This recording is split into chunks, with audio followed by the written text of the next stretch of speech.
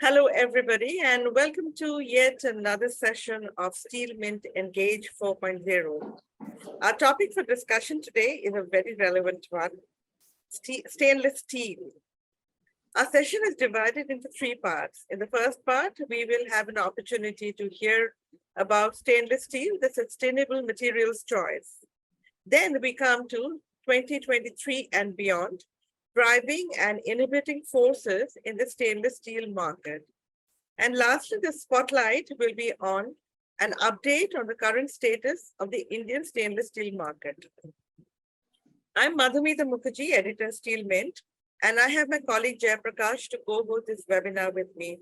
Jayaprakash, will you step in and introduce yourself, please?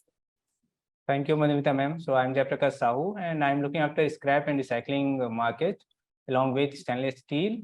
It is very insightful session that we are having two prominent speakers, and we are going to learn a lot from this session.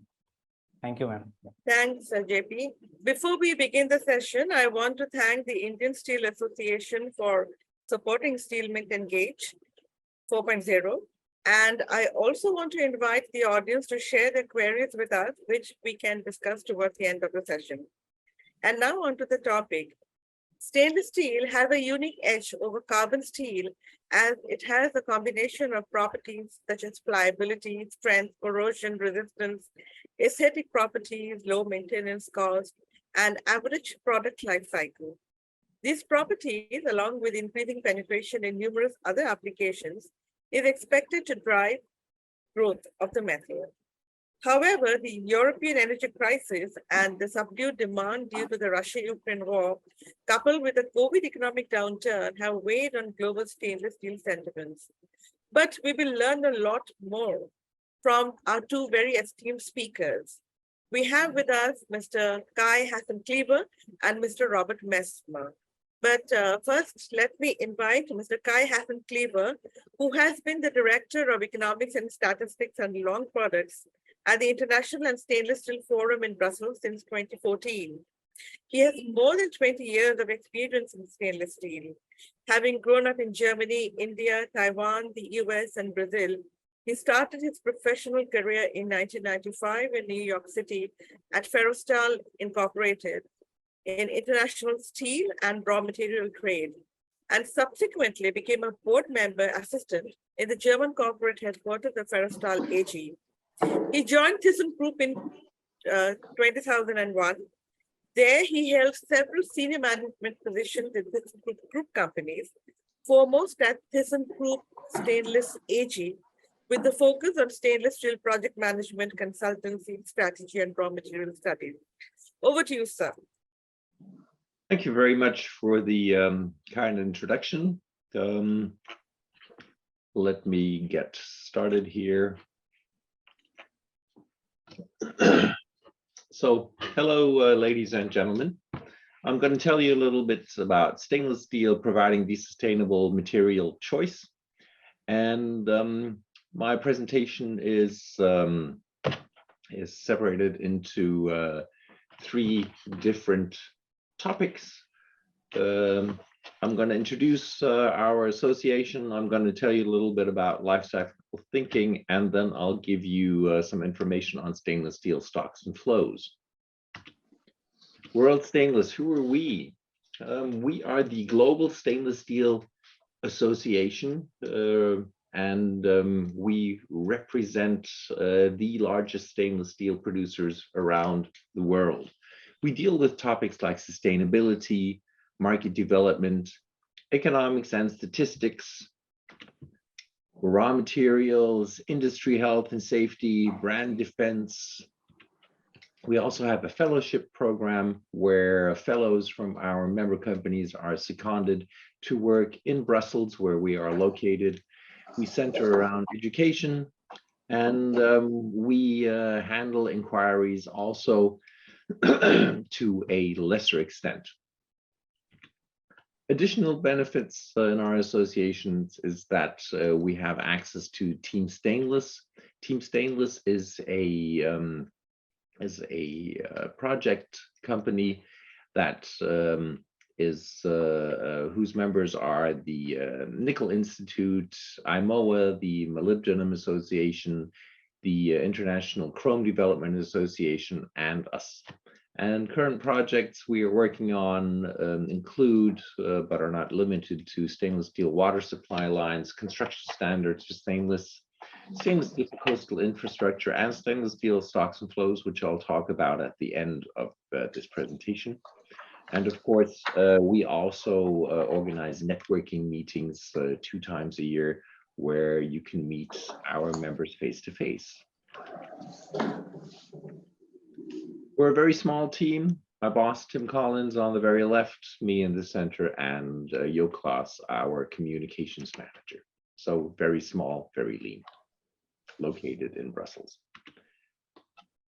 Now I'd like to talk about a very important topic, life cycle thinking. Insanity is doing the same things over and over again and expecting different results. This is what Albert Einstein once said early in the last century. Are we stuck in behavior norms because our lives are overly busy, or what are we actually doing? We're facing genuine crisis in a lot of areas: global warming, political instability, sea level rises and extreme weather events, mass urbanization. And can we just keep on doing what we've always done? Can we, or do we really have to change? Do we have to come into more long-term thinking and away from a low-cost, short-termist thinking? 57% of our global population live in urban settings today, and by 2050, this will reach 68%. So we have a lot of different topics that we need to tackle in the future. I presented at a Green Steel Summit conference in the beginning of this year, and there were a lot of topics there, like moving towards zero emission steel, smart carbon usage, fossil-free steel, green steel made home appliances, impact of hydrogen towards steel making, low CO2. All of these topics are really, really relevant, and they all reduce CO2 and are really necessary, but they are future topics. And you can do something today by adopting life cycle thinking. We do not have to wait for new technologies. Why do I even have to make a pledge for life cycle thinking, for this type of thinking? And the real reason is, to tell you the truth, in my opinion, we just don't live long enough. If we all lived to the age of, I don't know, 250 or 300, we'd be doing a lot more life cycle thinking, and we'd be taking care of us and our environment much better.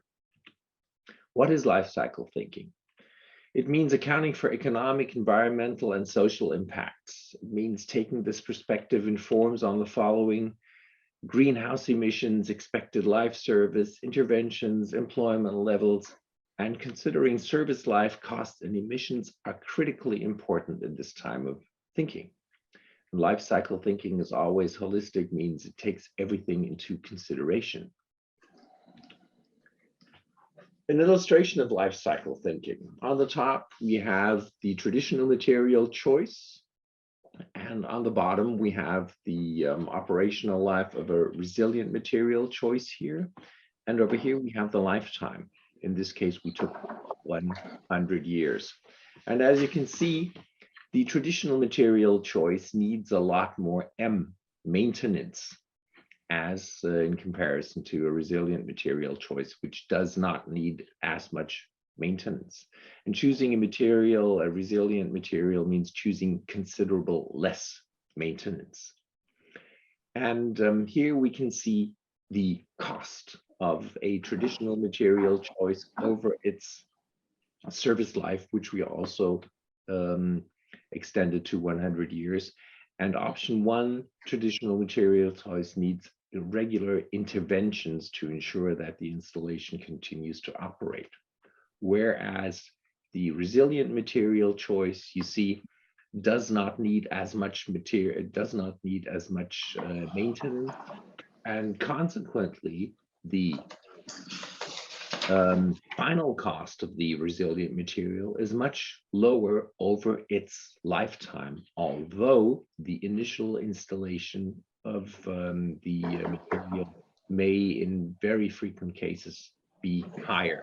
This is just an example of, if you choose life cycle thinking, then the final cost of the material over its lifetime will be important to you and not the initial cost. Positives of life cycle thinking: overall cost reduction, typically 20%. Overall emissions reduction, typically greater than 40%. Significantly improved operational asset uptime, because you don't need replacements and you don't need as much maintenance. Simplified operational management tasks. It does create a very positive societal image, and it removes the supply chain bullwhip effect, because it has less stagnant inventory. Why adopt life cycle thinking? Because it's a solid method for demonstrating material sustainability. It can be applied to a decision making, and it can be centered around three simple sustainability themes: life cycle cost, life cycle emissions, and the comparison of key material attributes for optimal material selection. But the key question is, can we really not, or can we really afford not to adopt life cycle thinking? And the answer to that is clearly no, we cannot.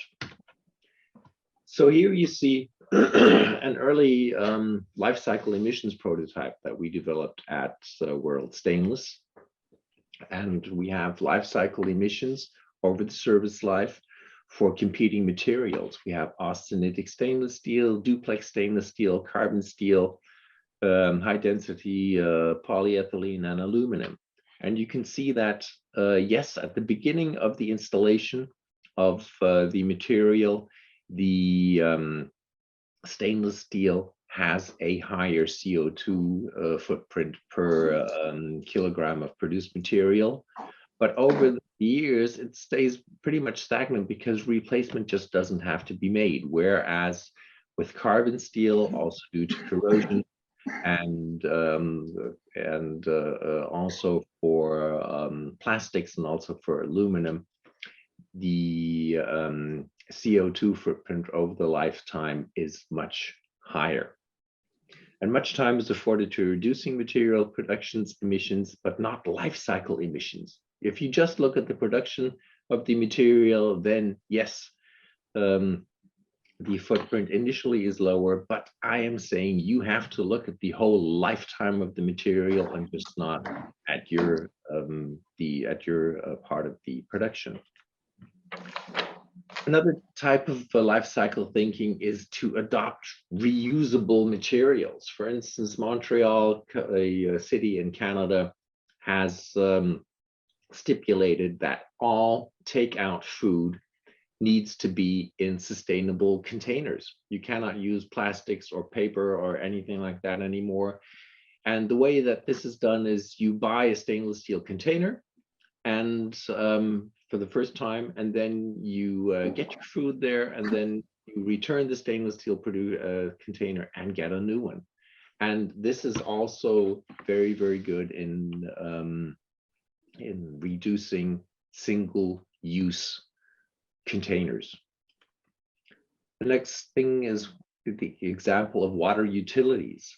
Plastic pipework is really not as resilient as you expect, and material degradation occurs really frequently.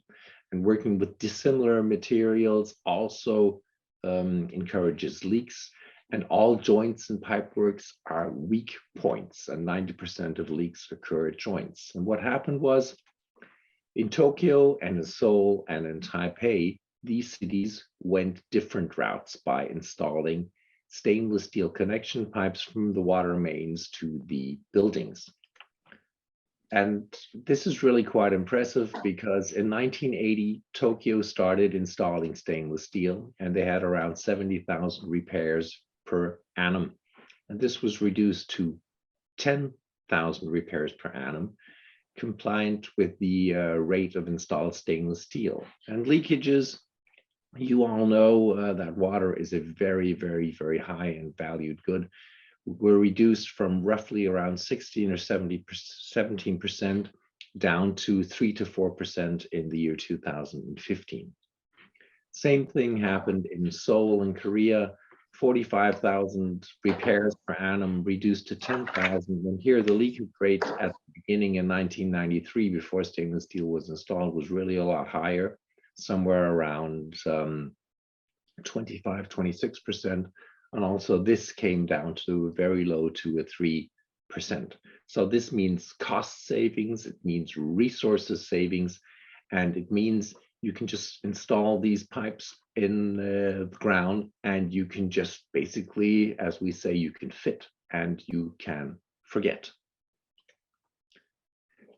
And coming now to the very end of my presentation, I'd like to tell you just a little bit about stainless steel stocks and flows.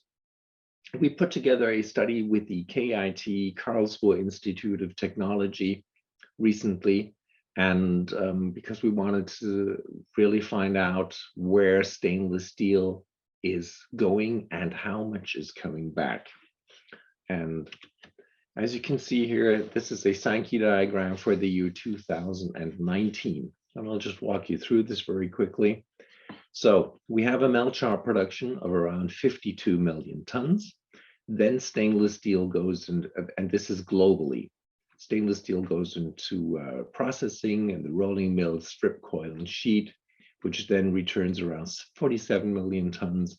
And then it goes into end-use fabrication of around 42 million tons into these different industry sectors.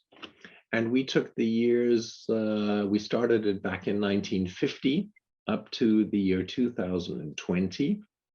And since 1950, around 563 million tons of stainless steel are currently in use. That means they are located in your cars, in construction, in your cutlery, or wherever stainless steel is manufactured in.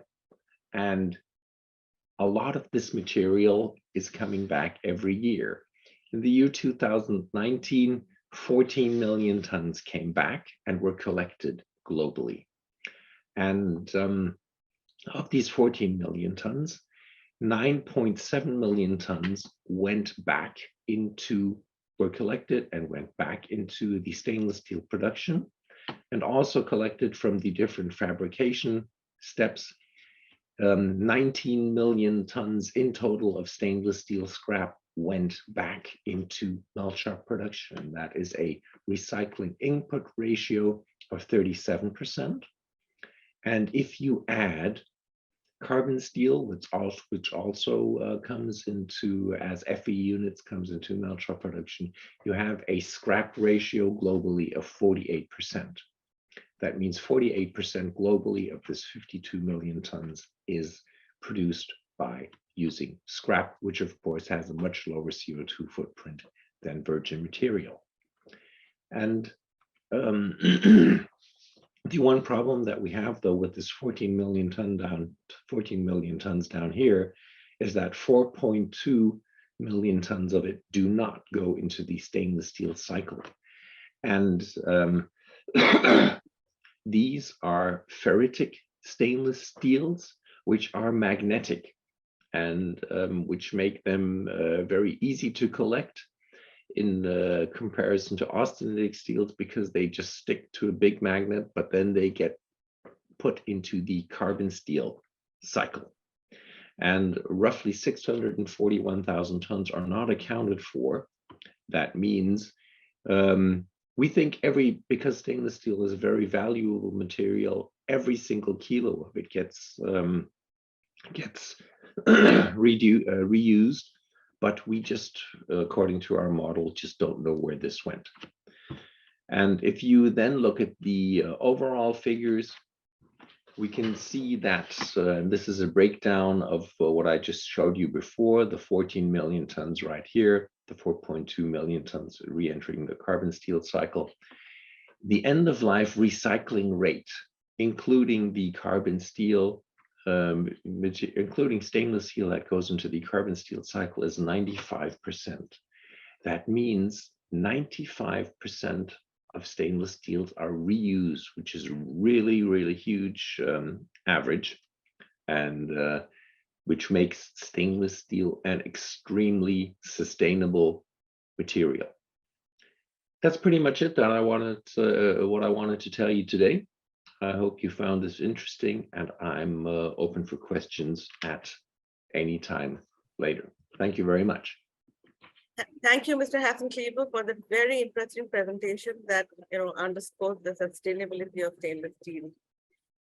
We now turn the spotlight on Mr. Robert Messmer, who is the Chief Analyst Raw Materials at the Austria-based independent market research company, SMR, Steel and Metals Market Research GmbH.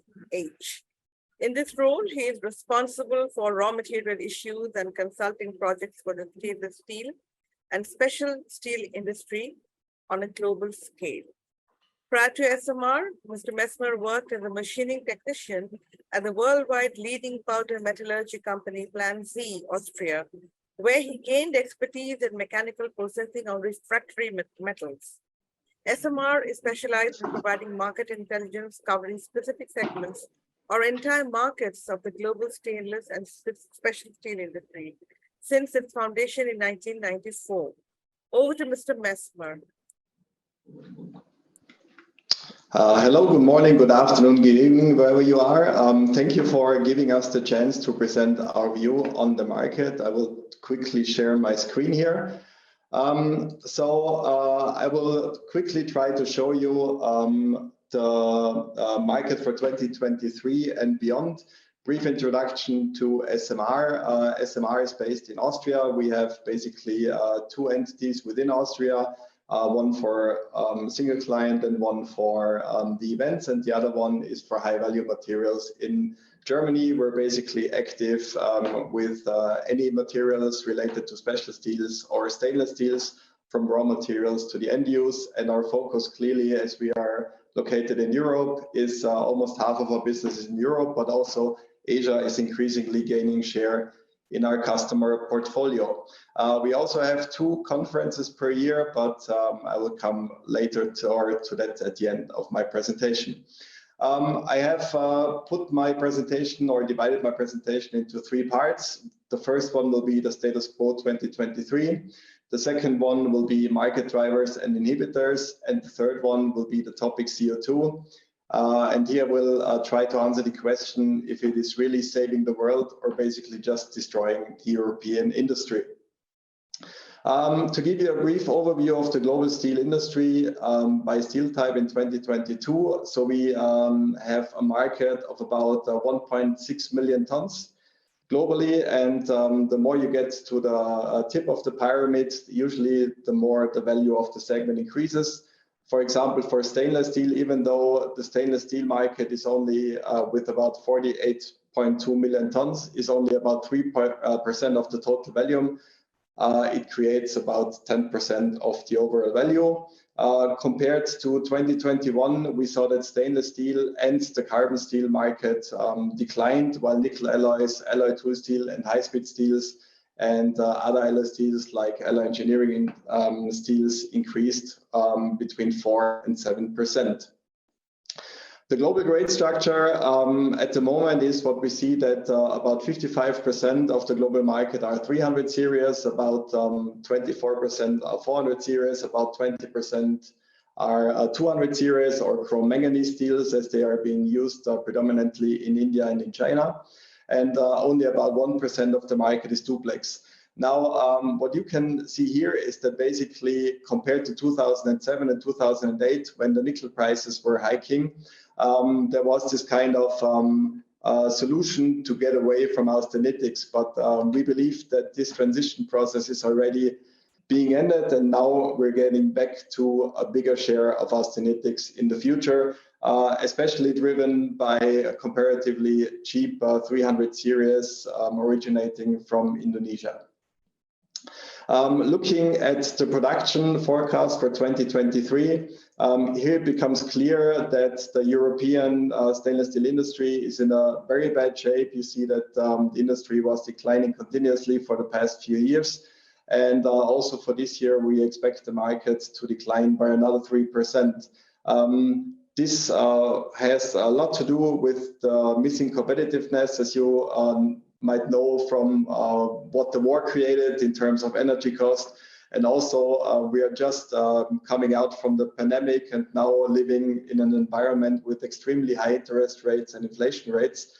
And the only country that really seems to be able to somewhat cope with it will be China. We expect a 4.5% increase in stainless steel production this year. And here it really remains to be seen. As you see that for the global market, China already has almost 60% of the total production volume. If you add Indonesia to it, the share becomes even bigger. And basically, as you know, Indonesia is mostly in the hands of Chinese stainless steel producers when it gets to stainless steel production. This is not an eye test for you. This is just to briefly show to you that basically we're going from the left-hand side from crude steel production all the way to the right-hand side for all the different stainless steel products. This is some kind of overview that you can take with you depending on which segment you're active in. And you can see that each of these products has some kind of its own value structure. So the red part will be the commodity products, where basically only the price decides where you buy it. The value products are products where you also are willing to pay a higher value, for example, for a domestic producer. And the high value products are basically products where it needs a lot of development and where there are only a few producers that are able to produce this. As you can see, the vast majority of the market is commodity products with about 1/3 value products, and the high value products are only the remaining 10%. Each mill has to decide for itself if they either want to be some kind of a racehorse. That means they want to be faster than the others, cheaper than the others, so basically cut the cost as much as possible, or they have to decide if they want to be always a step ahead with development, with high value products, and therefore go away from going into competition with, for example, Chinese or Indian producers that have comparatively low cost. Both, in fact, is not possible. There have been several stainless steel producers that try to be as cheap as possible with commodities and also create value products, but this at the end of the day did not work out well.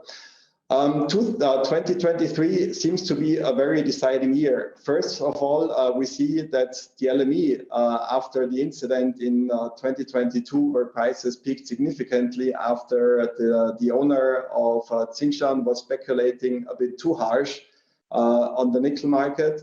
And also the trust of users of the LME was gone partly completely. The liquidity dropped by 80%. Now we're back at, I would say, about 50%. The trust basically has moved away from it. Also, what we see is that in the past 2 years, since the topic for the e-mobility has increased significantly or gained more importance, also the LME nickel price more and more adapted to this type of very pure, very high nickel material, which is in fact not really used in stainless steel or only to fine-tune for the chemical composition. So in reality, what we see is that also for ferronickel or for, let's say, class 2 units in general, the market is more and more looking at what the NPI prices are doing. And here you can see that there is a significant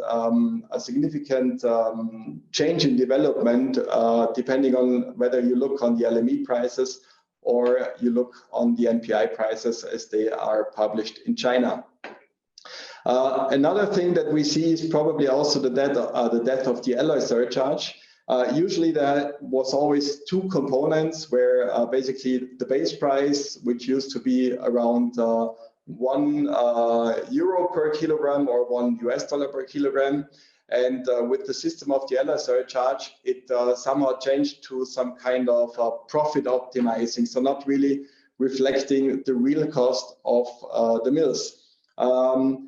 The thing is, if you would consider the alloy surcharge based on the real input materials that the stainless steel mills have, like the cheaper price with all the discounts for stainless steel scrap, for example, then the alloy surcharge would be significantly lower, and also the base price would clearly reflect more and more the reality than it does right now. So the problem is that basically the alloy surcharge would be a great system if it would be used properly, but what we see is that the cost basically is always based on the primary cost for nickel, for chromium, and for molybdenum, for example, for 316. And this simply does not reflect reality. And we have to be very careful here, because once the system is dead, I'm afraid it will not be able to revive it. Exactly. So looking at the top 25 global stainless steel producers, you see that we had to put it on two different scales, because Tsingshan was growing so rapidly that they have now reached more than 12, almost 13 million tons of stainless steel in 2022. And in general, it's very China and Asia dominated. What you can still see here is that Jindal is still amongst the top 10, and also with the new addition that they had with the 1 million ton new stainless steel capacity starting from the EAF, also with the AOD, we think that they are moving the ladder further to the left. And also with the new developments of the cooperation that they found in Indonesia with Tsingshan, also for the imports of slabs, for example, we think that there is a high potential that they can improve over the next few years. From the European producers, there are only a few left. And here again, we have the problem with the ability to compete in the market at the moment. Looking at stainless steel scrap pricing, usually there always has been this formula where the stainless steel scrap was sold at 90% of nickel has to be paid, 75% of the chrome had to be paid, and the iron had to be paid fully. And this is perfect scenario you would basically meet here at the zero line. So whenever this line or the graph is crossing over the zero line, then basically the scrap would have been overvalued, and whenever it's below, it is undervalued. And you can see here that considering that stainless steel scrap is basically a raw material, as Mr. Hasenklever also showed, that can be fully reused with basically no quality losses or almost no quality losses, we think that this scrap formula is no longer relevant and needs to be put into the trash. Considering also what I showed to you earlier, that the Chinese producers are going way faster than any Europeans or any Western producers, has one major reason. And that is whenever the prices for nickel go up significantly, then also there is a big advantage for China in using nickel pig iron. And on the other side, when the nickel prices are declining, then usually there is an advantage for Europe in using scrap over Chinese producers using NPI. At the moment, we're in a range of about 100 to 150 US dollars per ton for the advantage of China.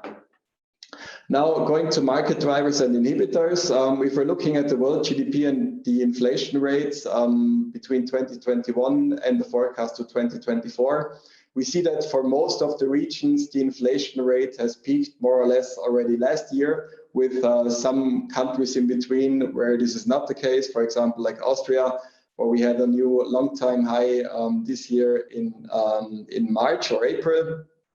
But for all others, we see that inflation rate is going down now. What also becomes clear in this graph is that 2023 clearly is a year of a cool down. So we really see that there is no big growth to expect, maybe some kind of recovery in the second half of the year. There are some regions, for example, like the Asia Pacific region, where India is one of the largest drivers that are still pushing the GDP up. But for most other regions, especially in Europe and the United States, we do not expect a really good 2023. Looking at the global end-use structure 2022 for flat and long products, here what you can see clearly is that almost 50% of the market is consumer good driven. And the major issue for this is that, as you know, with high inflation rates and increasing interest rates, the purchasing power of consumers are going down. And therefore also, I would say at least 50% of the market is endangered. Also other goods like automotive or housing, for example, are suffering under the slowing purchasing power. So you could basically say it's now even more than 60% that is endangered of the market. Looking at the consumer confidence index 2000 to 2023, with 2000 as the base year, the average as 100%. It is clear that in 2022 we saw an absolute low in almost all regions because we were just coming out of the pandemic, and now with the increasing inflation rates and interest rates, the consumer confidence went down significantly. Now, going into 2023, we see that the mood has improved, but if you look on the left-hand scale, we're still in a negative territory. So besides China, I would say in Europe and in America, consumers are still very negative about the current development in the market. But also the industry is very negative when you look at that. And this really lets us see that there is no major recovery to expect in 2023. Maybe we manage to have a slight recovery by the end of the year, but nothing major to expect. In terms of the end-use segments, up to 2030 as a long-term forecast, we see an average growth rate of 3.4% for the overall stainless steel market. Here, the clear inhibitor for the stainless steel industry will be the e-mobility. That is because, the exhaust systems, which will be the heaviest part by weight for the automotive industry, is going away because you don't need it anymore for battery electric vehicles or for other new energy automotive. For ABC and infrastructure, we are very positive. There are several applications, as also Mr. Hasenkleber showed, where we could replace other materials such as aluminum by stainless steel applications. And also for chemical, petrochemical and energy segments, we are very positive because the new big topic, the H2 supply chain for hydrogen, we believe can be very helpful and probably one of the biggest drivers for the stainless steel industry. The automotive light vehicle forecast up to 2032, we can see that the equilibrium, so basically the point where we have the same amount of battery electric vehicles and internal combustion engine vehicles, we expect to be in 2029. And from then on, also the battery electric vehicles are expected to increase significantly. But what you can also see is that in general, the increase of the global automotive industry is declining significantly, or not growing that much as it used to be like 10 years ago. Looking at the OEMs, up to 2030, there were several producers that were sure that they will reach 100% of EV share of cars produced by 2030, but especially Asian producers such as Toyota, Hyundai, Kia, Mazda, and so on, they see their targets way lower at somewhere between 40 and 50%. Then let's go to the last topic, CO2 saving the world or destroying the European industry. What we see is that ferroalloys are basically the Achilles heel of the stainless steel industry, and scrap might be the solution. Looking at scope 1, 2, and 3, it becomes clear that purchased raw materials with an estimated CO2 emission of 1.25 tons per ton of stainless steel compared to the other two segments is significantly higher. So where do we go from here? So basically, if you look at the greenhouse gas emissions, you see that aluminum, for example, has an extreme CO2 output. It's over 14, while even when you produce it with 50% scrap, you still end up at around 8 kilogram CO2 equivalent compared to only 2 kilogram per CO2 for austenitic stainless steel and about 3.5 for ferritic stainless steel. Interestingly enough, carbon steel you can produce from clearly a very high share of carbon steel scrap, and here we would have the lowest emissions. But again, as Mr. Hasenkleber showed, the lifetime of carbon steel is way lower than it is for stainless steel. The cost difference by region in the first quarter of 2023, you see that Europe clearly, not only because of the highest energy price per ton of stainless steel, is one of the losers in the market at the moment. Also, raw materials in China and Indonesia can be procured way cheaper, so their input cost, the net raw material input cost, is significantly lower, which gives them an extreme advantage compared to producers in, for example, South Korea, Taiwan, Europe, and North America, but also other countries in the rest of the world. What we are afraid, or very much afraid, is that if we find no protection for the European industry, then the industry will be dying within the next few years. One of the possibilities that was brought to our interest is the CBAM. I'm not sure if every one of you heard from that system. CBAM is basically the carbon border adjustment mechanism, where basically the importers have to report the material that they are importing to the referring country, and they need to know what are their scope 1, scope 2, scope 3 emissions. And from now on, from October on, they only have to report it. And then from 2026 on, the importers have to buy this emission certificate, some kind of a CO2 tax. But many things are unclear because it's not clear what is the final implementing regulation. Who is setting up a registration authority, registration forms, digital platforms, calculation keys, and so on. And one of the major issues is, will stainless steel products, for example, washing machines, pot and pans, and so on, will be covered? Because if they're not covered, then this basically is just a huge administrative monster, but at the end of the day, does not really help to create a level play field. Now to wrap up my presentation, at the moment we see several only black swans in the pond, but there are some white swans that we still expect to see in 2023. For example, a strong recovery in China in the second half. At the moment, there is still a very weak, what's it called, a real estate market. Also, the capacity utilization is not as high as it should be. The inflation could be falling faster, which would raise the consumer confidence. The Ukrainian war could end faster than expected. The energy prices could normalize faster than expected. The destocking, which we see at the moment, which weighs very heavy on especially European and American producers, which run at 60% capacity utilization or lower, will lead to renewed restocking in the end of the second half of the year.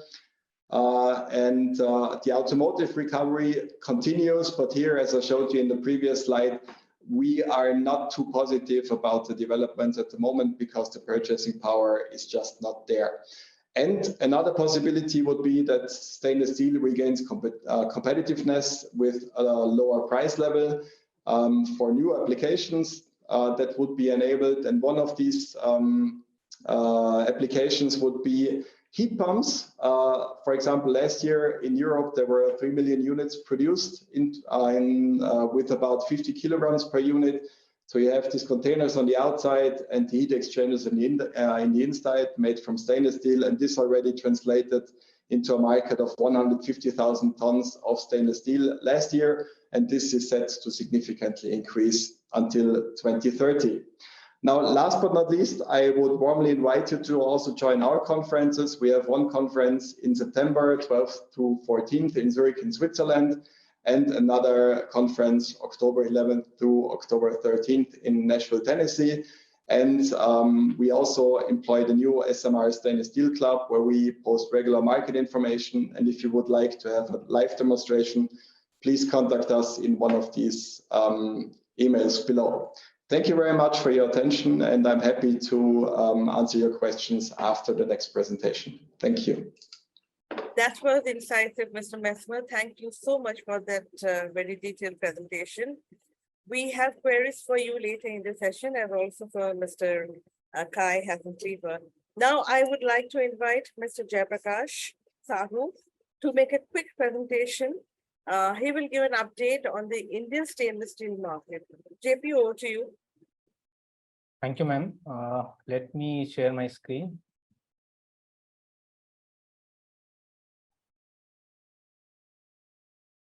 I think it is visible to everyone.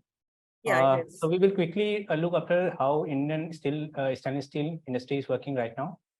First of all, if we talk about the production, then definitely in 2023, I think production has came down as compared to last year's, just because of demand issues. And also on an import front, I think we can see there is a lot of volume is coming into the Indian stainless steel market from overseas, just because of cost competitiveness, especially from Indonesia and China.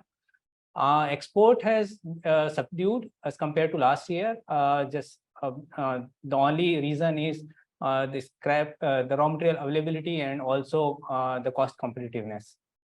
If we talk about the flat and long segment separately, then we can clearly see that long segment is performing better as compared to flat segment, but still on a month-to-month export levels, I think stainless steel industry is regaining their old trend. If you talk about the raw material front, I think scrap import has came down after November and December levels of 2022, but it is again regaining. Especially the 300 series scrap inflow has increased in recent month. If you talk about the pricing part, then yes, scrap prices have remained firm as compared to the finished prices, but still there are a lot of scope, as Mr. Messmer was also indicating.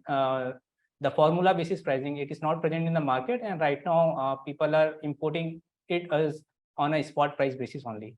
If you talk about the ferroalloys, then as per Steel Mint assessment, I think ferrochrome prices was very volatile in last 1.5 years, and we can clearly see the trend. It was remained very strong in recent months just because of the Chinese demand, and especially if we talk about the silicomanganese, then it has remained, it has came down. The prices were on a steep pressure.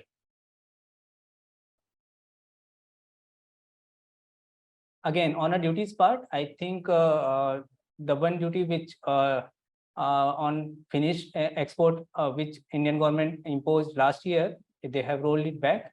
But after rolling it back, I think there were no significant improvement on the export side. Also, there was one duty which was coming for Chinese import for 200 series, but it is yet to be notified by the Finance Ministry. So we can see, a good H2 in case if this import duty is imposed on the Chinese import, especially on the 200 series. One major fact which we see is right now the raw material prices have not came down as compared to the finished prices. So finished prices are in steep pressure. So this was a quick snapshot how Indian market is working right now.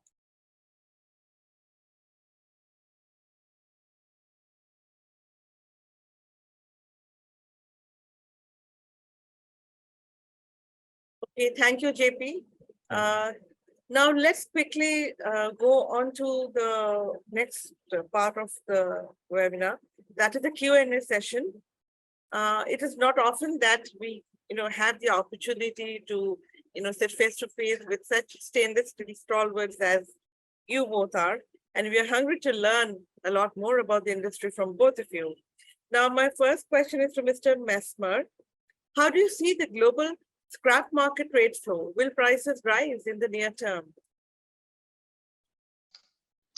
Did I understand correctly how I see the global scrap ratio for stainless steel production? Sorry? Hello? Yes. Yes. I did not catch it orderly. Oh, my question is like this. How do you see the global scrap market rate flow? Will prices rise in the near term? Yes, I think Stainless that steel. I think that the price for stainless steel scrap will more and more disconnect from the LME or in general from the nickel prices and more adapt to whatever is happening in China with the MPI. I think there is some potential to increase because you know that stainless steel scrap always goes to the highest bidder. So there is no real negotiation that could happen. What I'm very much afraid, considering the new law that is being discussed with the export prohibition of stainless steel scrap to specific countries, where also India is one of the largest importers of stainless steel scrap from Europe is. I believe that this could be very negative for the stainless steel scrap price. But as long as stainless steel scrap is freely traded, I think there is always potential to further increase in price. Okay, thank you. Question for Mr. Kai. CO2 taxes, saving the world or destroying the Western industry?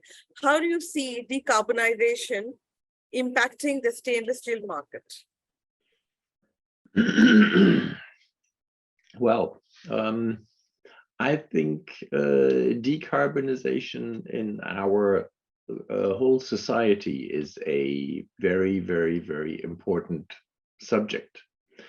And I do believe that in the long to medium term future, the consumer will also choose products based on their CO2 footprint.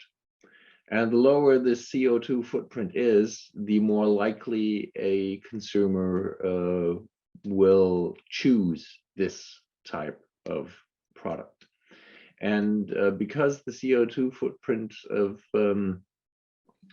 stainless steel very much depends on the production route, because stainless steel produced with scrap has a lot lower CO2 footprint.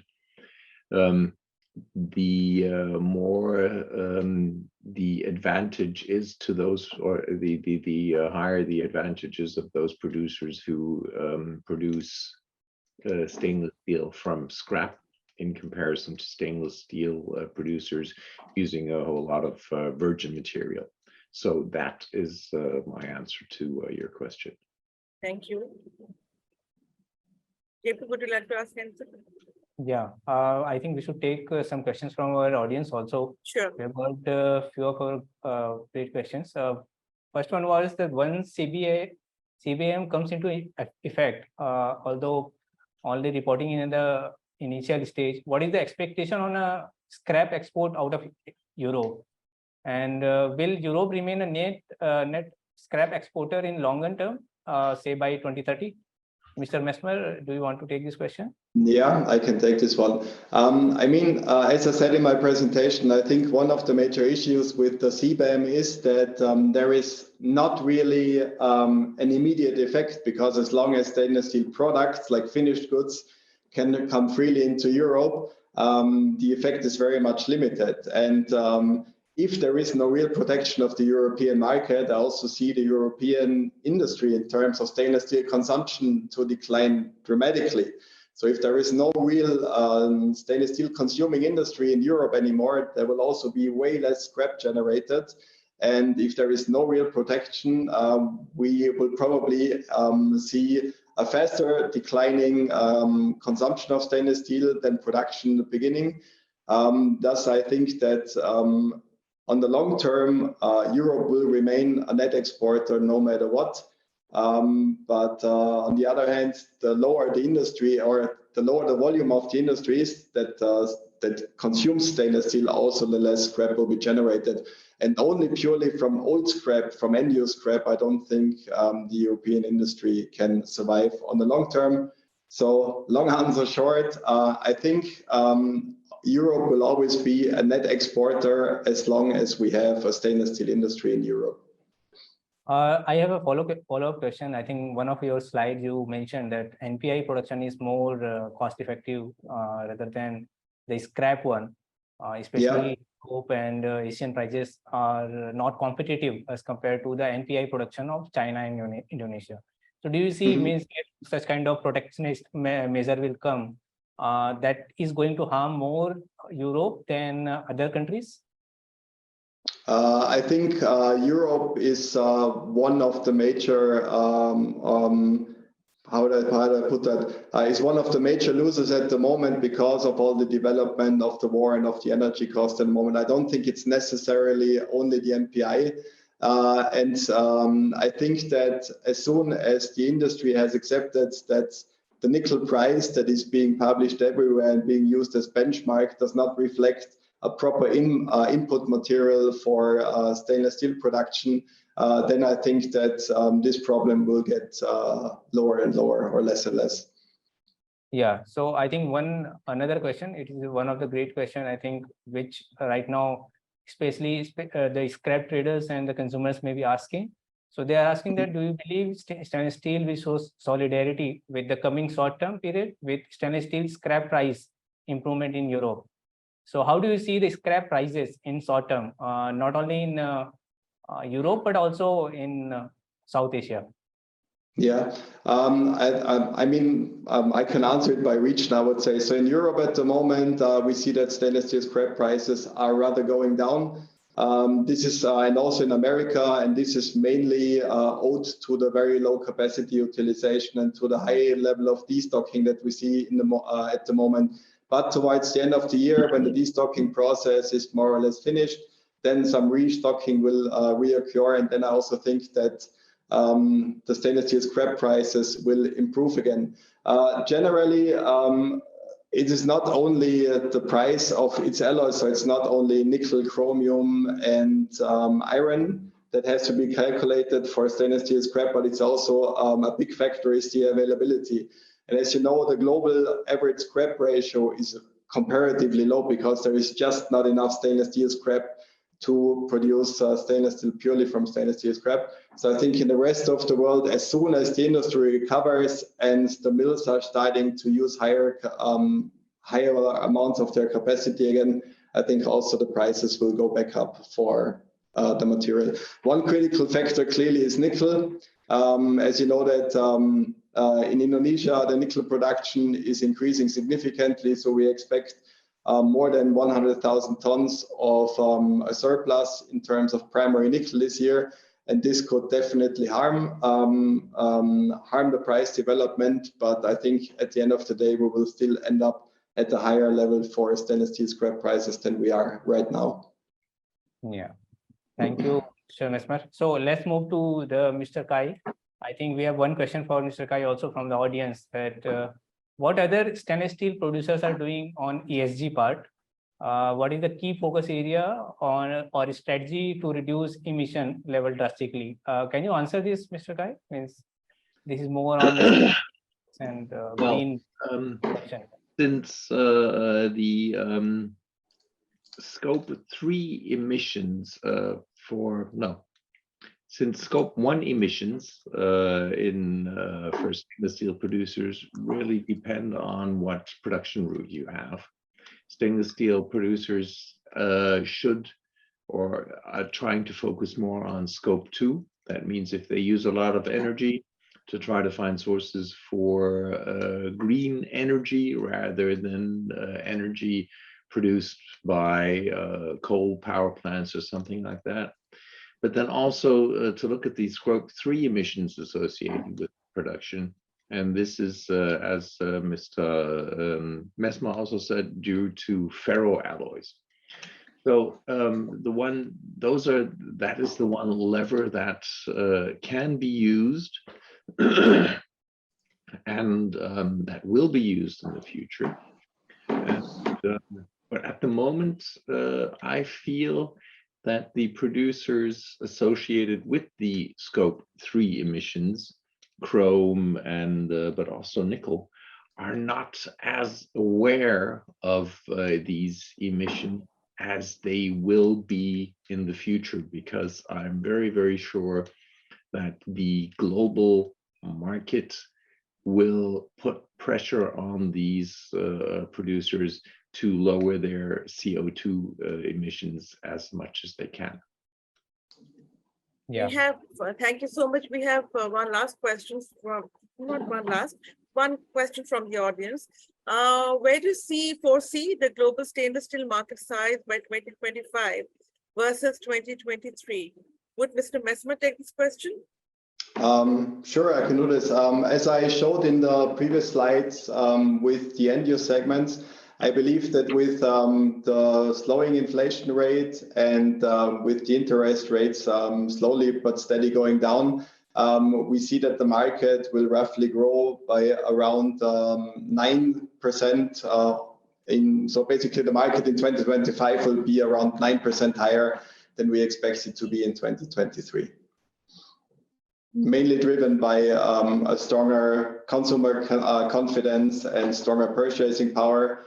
And as I showed in the end use structure, that's more than 50% are clearly consumer driven. So Yeah. So Mr. Thank you. Messmer, I think our audience are even more interested on the same part which we were discussing about the scrap availability and the tariffs which may come in Europe. So they have also asked another relevant question. Since South Asia has very strong hold in ferroalloy productions, so will our audience is asking that, do you believe on sustainability prospects CBAM policies under decided plot and implementation would disturb position of Europe manufacturers? With South Asia will overtake SS market with strong ferroalloy market hold. So they have linked the two major facts that South Asia has a good production of ferroalloys. So, and if there will be CBAM policy will come, so is it going to disturb European manufacturers? Is what exactly they are asking. Oh, that's a very good and detailed question. I think that there are already several producers or consumers of stainless steel in Europe that are not willing to take stainless steel that has been produced from NPI. And at the end of the day, you always need to find a buyer for your material. If you really consider that the importers in Europe then have to pay CO2 tax at the moment, we are somewhere between 80 to 100 US dollar per ton of CO2 that has to be paid extra. I think this will have a double effect. So first, stainless steel consumers in Europe, like producers for kitchen sinks or other stainless steel end use products, will have to pay more if they import from there. And on the other hand, as I said, as there is no CBAM mechanism affecting the finished stainless steel goods, I think there will be a double or a very strong effect on stainless steel consumers in Europe, which will, on the long run, deindustrialize the European Union, I'm afraid. Yeah, so let's take a final question. I think everyone is excited to know means how this finished demand of stainless steel is going to revive, because in every market, especially in Asia, I think exports are not working out as it was working last year or earlier. So how do you see the pricing part of finished product? Means, is it going to improve in near term? The price of stainless steel products, you mean? Yeah, the profits or the demand, we can say. Yeah, as I said, at the moment we are still in the destocking phase, and as long as the destocking has not ended yet, I think we are more in a downward movement for the prices. But towards the end of the year, I expect that the prices probably will recover, and we see a relatively strong start into 2024. Yeah. Over to you, Madhumita ma'am. Yeah. Okay, thank you so much. I think that is all we can accommodate in this session. And it was a very, very engrossing session. And if anybody from the audience, we were not able to answer your query, you can write to us later and we will get them answered by esteemed panelists. A very warm thank you to Mr. Mesmer and Mr. Hassan Cleaver for giving us your valuable time. Thank you to Jayaprakash for co-moderating the session with me. A big thank you to the Indian Steel Association for its support. I'm Madhumita Mukherjee, editor, Steel Wind, saying bye. Bye, everybody.